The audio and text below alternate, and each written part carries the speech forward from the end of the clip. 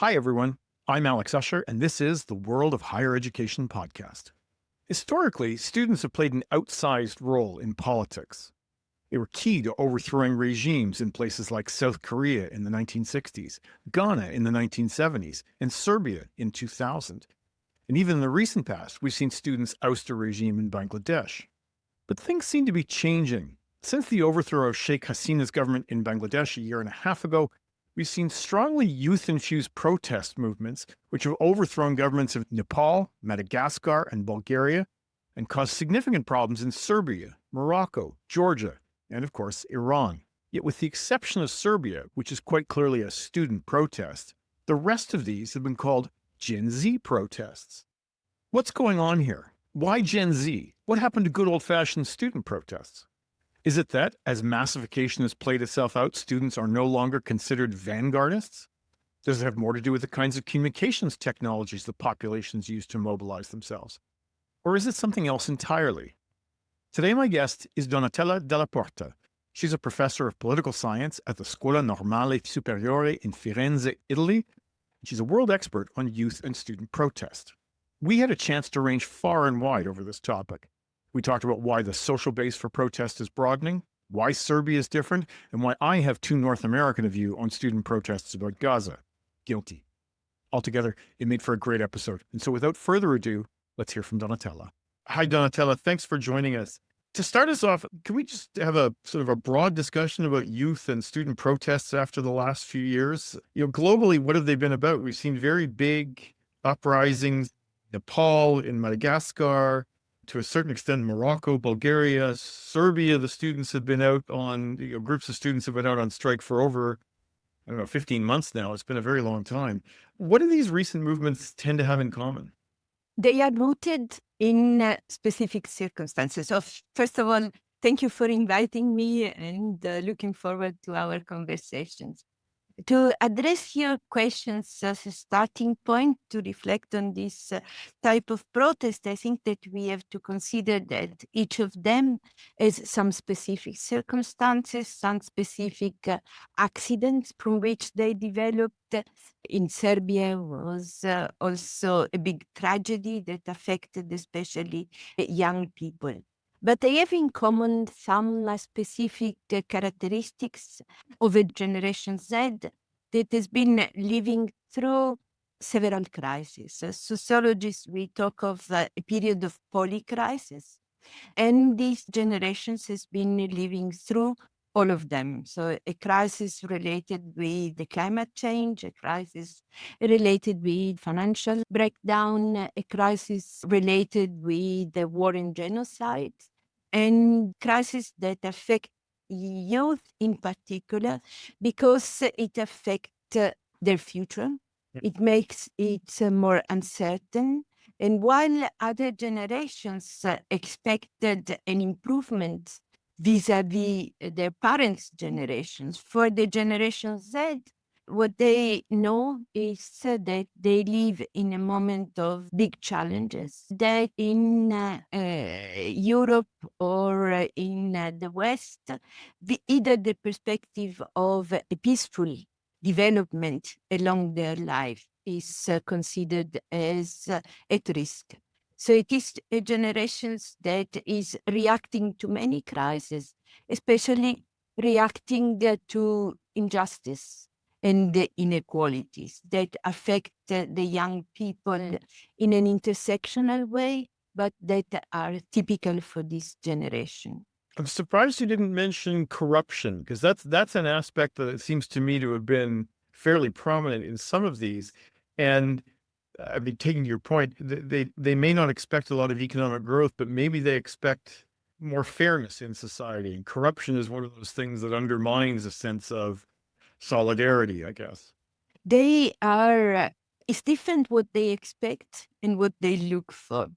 So they, for sure, want to have a more fair societies and are reacting about authoritarian power that is always connected with corruption. So very often they react to all the leaders that have been in power representing the corrupt interactions between political elites and global capitalism. but they are afraid that what they hope will not be easy to achieve. So it is also a generation that is moving not in a climate of hope, like it was often described for the generations of the 60s, a development that was expected to go in the direction of more progress. What we know is that progress is not linear, that it is challenged, and corruption is one of the elements, but it is not just the unfairness of corruption in abstract terms. It is the ways in which corruptions have been intersecting with very everyday experiences of the difficulties of get fair treatment. With the Epstein files, what emerges now is also that what used to be considered as some pathologies that just affected global south developing countries and looks now instead as something that has been permeating and corrupting also democracies. So it is not just protests that happen in authoritarian regimes. What emerges is the proof that democracies has been corrupted from within. Hmm. I I see a lot of people talking not about youth protests, but about Gen Z protests, right? That's so not youth in general, but a specific cohort. What actually distinguishes Generation Z in terms of activism? Are they different from previous generations, or is it just another wave of youth and youth approach these things differently?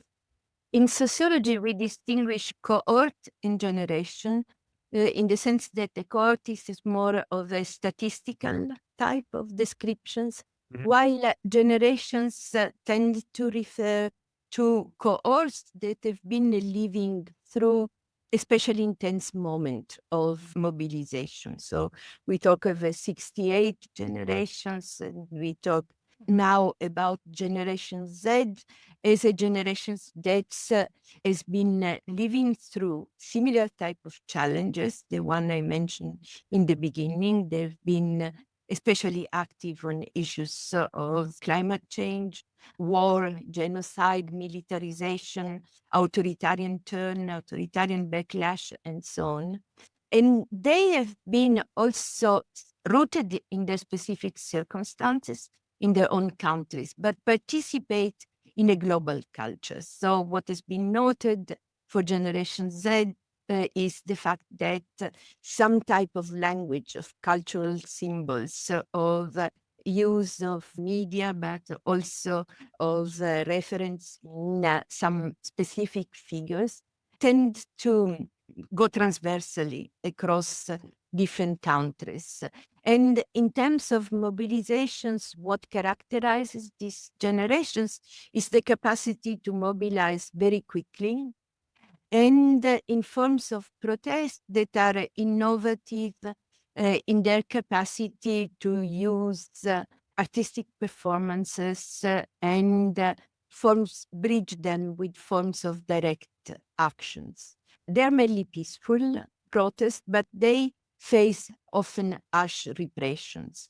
So they try to navigate this type of challenges through the use of the innovative repertoires that tend then to spread from one country to the next, also thanks to a very intense type of communications made possible by social media.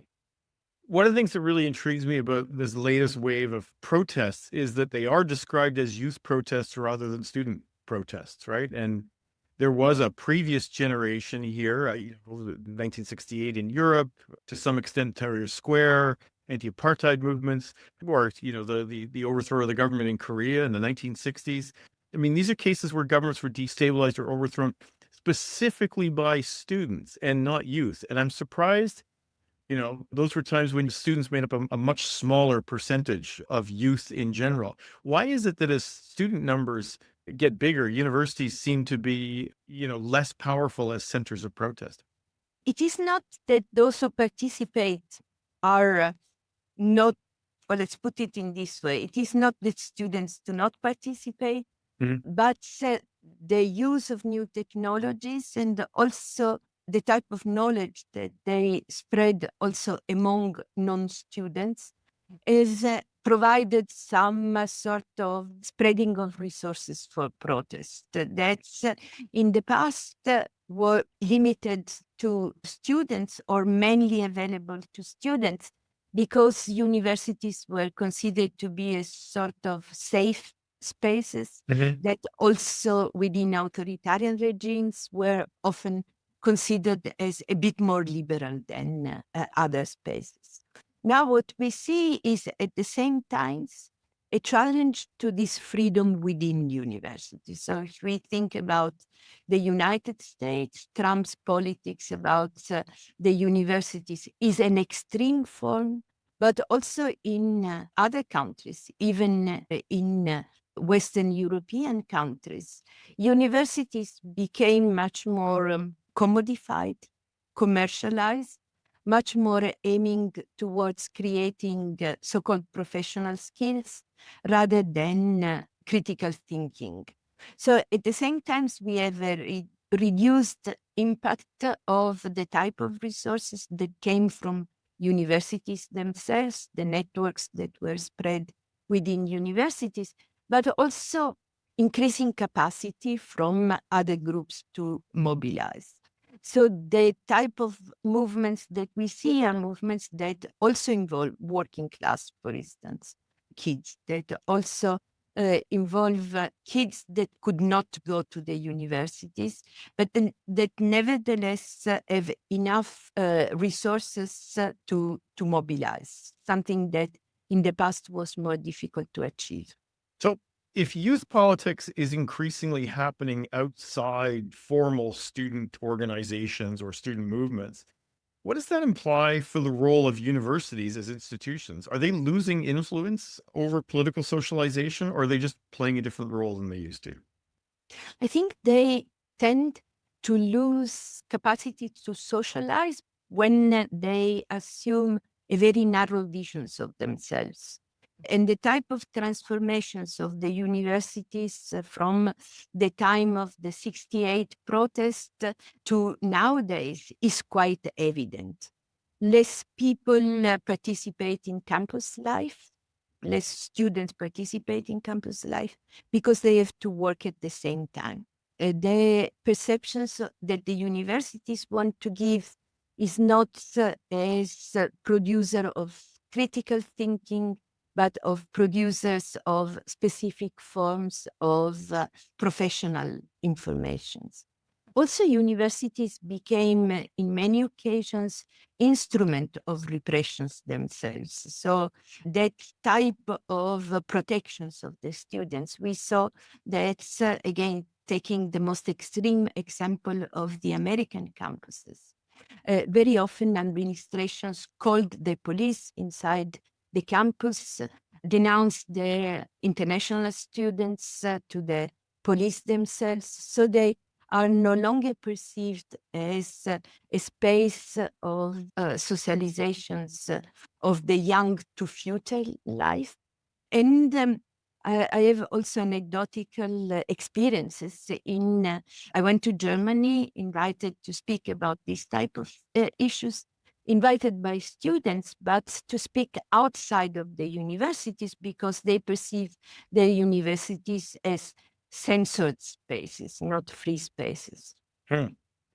What's the role of technology in all this? I mean, you sort of mentioned this early on in the interview. You talked about, the ability of individual students to be creators, to do creative work, and they do it online, and they don't need to be, physically present together on a campus. Like Guy Debord, it would be very difficult to imagine Guy Debord showing up now and being useful because that notion of public spectacle the public space doesn't work the same way.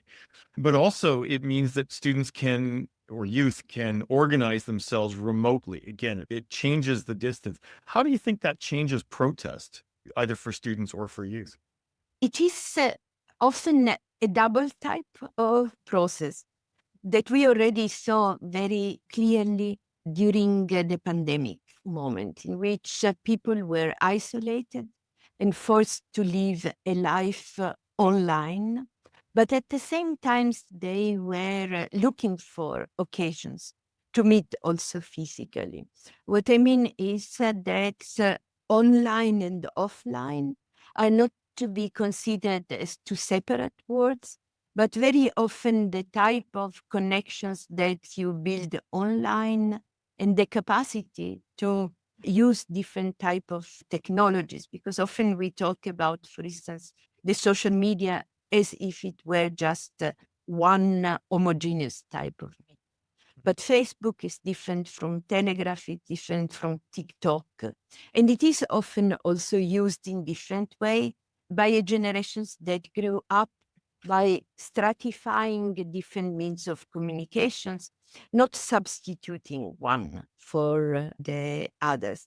So what we observe when studying the social is that the social affect also different forms of communications, journalism, televisions, radio, podcast, and so on. What is typical of the use of the social, and it was observed already during the Arab Spring, is the fact that they allow for very quick and massive mobilizations without intermediary or without too strong leaders. This creates potentials for protests to spread very quickly, but also it creates then a challenge in keeping the momentum, because those type of organizations are sometimes missing. And presumably also it creates some challenges in actually articulating an agenda. It's easy to mobilize against something, but if you want to actually have the, a communal process to come up with alternative ideas, technology is not great at that, right? And so you can bring people out against something quickly, but not necessarily create a longer standing movement. Is that fair? Yes, but this is also why usually these movements that tend to use a lot new technologies also tend to organize offline. So if we think about the Arab Spring, so previous generations, but also protests that were very participated by young people, they were called Facebook or Twitter revolutions. But in reality, their innovations was the creations of camps, Tahrir and Plaza del Sol in Spain, spaces in which people could physically participate. So I think that the movement and the activists are aware that communications, intense emotions, but also the development at the cognitive level of ideas cannot happen only online. And we have done some research on the post-pandemic time. And for many social movements, it was actually an open issues how to keep the inclusive capacity of some social medias, for instance, to allow for participations of elderly people or people that were living outside of the city centers and so on. But at the same time, also incentivizing physical participation. So it is a mix online and offline. And it is recognized that communication online lack this capacity to develop strong emotions and ties. But it is also not true that movement use only socials. They are very aware that in order to mobilize, they have to go beyond the internet in Yeah. real spaces. Yeah. Before we finish, I want to ask you about Gaza, which has been the subject of a very big mobilization. It strikes me that the anti-Gaza or the protests against Israel's actions in Gaza have been more campus-centric than youth-centric, right? That they have been, they've occurred on campuses more than they have. There's maybe a North American bias, I admit, maybe different in other countries. But so I guess two questions. One is why do you think that might be that students specifically rather than youth are interested in issues that are, on the other side of the world in some cases? And second of all, specifically in the United States, It's striking to me how much more involved students are in talking about an issue that happens around the world rather than the arrival of fascism in the United States itself, right? Like we've seen a lot of stuff of protest about Israel in Gaza in the last 3, 4 years. Seen very little about ICE, and border patrol, things like that. Why do you think that is? I think that it is a bit of the North American bias Fair enough. because what we saw in Europe is a very large participation. For instance, in Italy, in an intensifications of the protest against what the activists define a genocide in Gaza, has been the participation of the workers, dockers that have blocked arms to be loaded on ships and so on. And the large participations also of young workers with a migrant background that connected experiences of exploitations at work with experience of discriminations because of their religions, colors, and so on. This has been the case also in other European countries that we are studying, with the mobilizations that has been very widespread also outside of the universities. But there was a moment in the spring of 2024 where indeed this type of protests were very present at the universities, also a bit imitating, importing what was happening in the United States. There, I think that's the reasons why there was this type of sensitivity was related to international students, but also was related to the growing importance in sociology and history of reflections on colonialism, colonial past, intersectional inequalities. So it created an alternative type of knowledge on what was going to happen. Thinking about nowadays, the type of repressions in the campuses has been very heavy, as I mentioned, also often with the connivance, the complicity of university elites. So the campuses are now an extremely dangerous place to develop protest.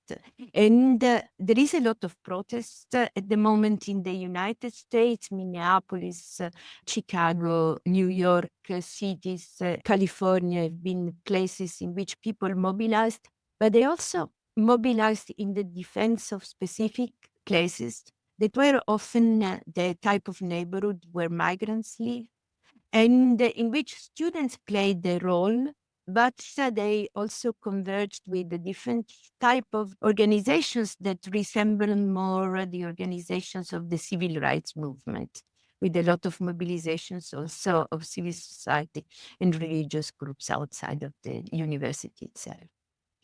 Donatella della Porta, thanks so much for joining us today. Thanks a lot. Thank to you. And it just remains for me to thank our excellent producers, Tiffany McLennan and Sam Puvek, and you, our listeners and readers, for joining us. If you have any questions or comments about this episode or ideas for future ones, please don't hesitate to get in contact with us at podcast@higheredstrategy.com. We're off next week, but join us in 2 weeks when we'll be joined by Georgi Stoichkov. He's the head of the Open Society Institute in Sofia. He'll be talking to us about recent developments in Bulgarian higher education and specifically its very special brand of university rankings. Bye for now.